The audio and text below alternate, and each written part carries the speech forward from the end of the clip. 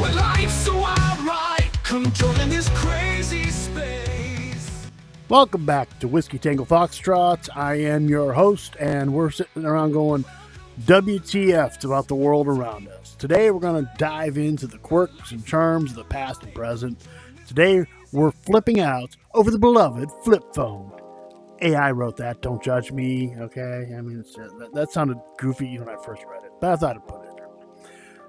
So, the flip phone came out in the 90s, and here's around the early 2000s. Most of us Gen Xers had one at one point in time. We had, I think my first cell phone actually was in the 2000s, mind you. I couldn't afford them in the 90s. They were really, take a look at what they had in the 90s here. And so these big bricks and stuff like that. My first one was an Ericsson, and it was, I'll see if I can put a picture of it up right here. And, it was an okay phone, but it was actually purchased because we were doing a trip from where we lived, 2,600 miles, and, it was like a big, long trip for us, and I wanted to have some sort of communication just in case things went horribly wrong. I was in an older car, I had my wife, my son was 4 months old, and yes, OMG, why are you traveling with a 4-month-old child 2,600 miles? Somebody was going away for forever. So we had to do something. So anyway, some of the stuff that you used to have out there, there's the Motorola Razr and the Nokia. Remember the Nokia? Those things, if you find one of those things, it probably still fires up. It probably still has battery left, right? Remember how the batteries would last forever on a phone? Because that's all they were. They were a phone. That's all they did. And if you were going to text, you had to do the T9 texting. Remember that? The texting was, for the letter C, you had to go 2, 2, 2. For the letter A, 2. So that's how it was. And texting took effort and took commitment. And I hated texting.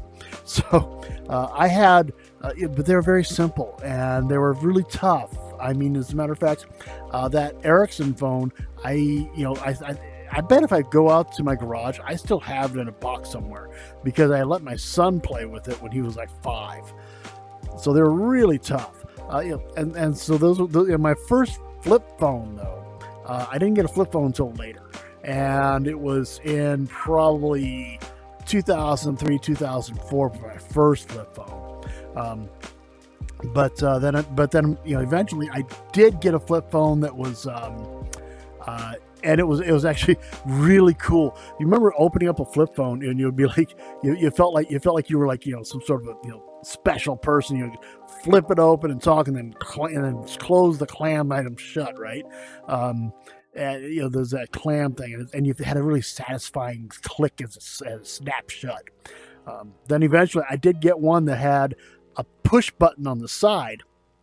And that was really cool because it was like I was pretending I was like on Star Trek.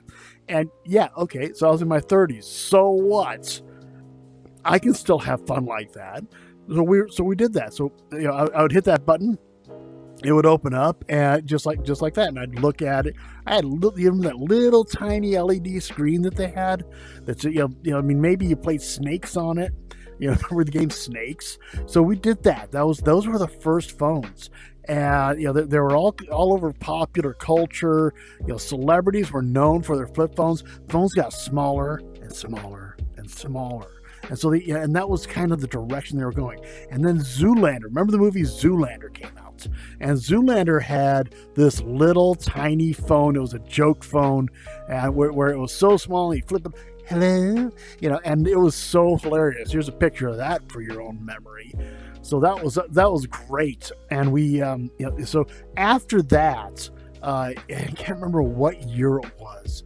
I want to say it was right around 2010. I got my first smartphone, and the smartphone, it was as big as the palm of your hand. It was, the first ones were a little smaller than that. and they just got bigger and bigger and bigger until, I mean, look what they have now. Now they have these ones that'll fold out as then what they call it, a phablet. So it's like a cross between a phone and a tablet. So I've seen a few of them. The most popular one I've seen, the one I've seen the most of, is the Samsung Fold. I know a couple of people with those. I have a sister that has one, and but you know what's coming back? Flip phones are coming back.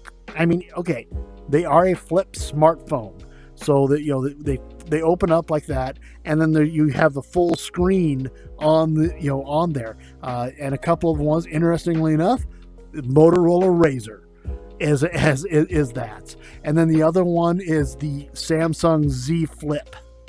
Okay, and it's they're up to like generation 6 now on these things, so they've gotten pretty decent.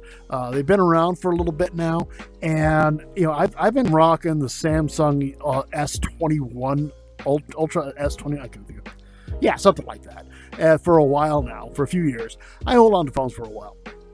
I don't have to have the latest, but I can tell you that when this one goes out, I've been thinking about the Z Flip, and I'm going to tell you why. Aside from just the good memories of the flip phone, the other reason is because I like the smaller footprint, the smaller real estate that it takes up in my pocket, because the phones these days are so huge. And have you seen some of the things that happen to them? So tell me what you think. What was your favorite aspect of the flip phone? If you could bring one flip phone back, which one would it be? Because there were a bunch of them, and I mean, I think they don't have the same, connotation as like the Nokia and the Ericsson. These bricks, remember those? These were a little more fragile because that hinge would break, and that was kind of what would get you to get another one. So just kind of what did you think about that? Tell me what your favorite ones, and what did they make you feel like? So tell me about that. So kind of in conclusion, they're coming back. All things in the past come back, and they say that if you did it the first time, you probably shouldn't do it the second. So but you know what? I'm gonna do a flip phone. I don't care if I had one before. I'm perfectly happy with that. Doesn't bother me one little, because they're different than they were. Although they do, just so you know, they do still make regular flip phones. I know we had to get one for my octogenarian mom because she just couldn't really handle the smartphone. It was just too much. I mean, she doesn't do anything on the computers. To her, a complex piece of machinery is her Amazon Alexa.